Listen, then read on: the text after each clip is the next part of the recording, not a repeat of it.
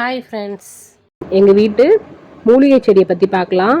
சங்கிலை, யானை திப்பிலி, ரம்பை, பப்பாளி, இன்சுலின், முடக்கத்தான், கருந்துளசி, வசம்பு, வெட்டிவேர், சிறியானங்கை, தூதுவளை, கற்றாழை, ஓமவல்லி, புதினா, சித்தரத்தை, கேசவர்த்தினி, சாதா துளசி, ரோஸ்மெரி, இலைப்பிரண்டை, அம்மான் பச்சரிசி, திப்பிலி, ஆவாரம்பூ, பேய்மிரட்டி, முறிகூட்டி, பொடுதலை, திருநீற்று பச்சிலை, கள்ளிமுளையான், உருட்டு பிரண்டை, சங்குப்பூ.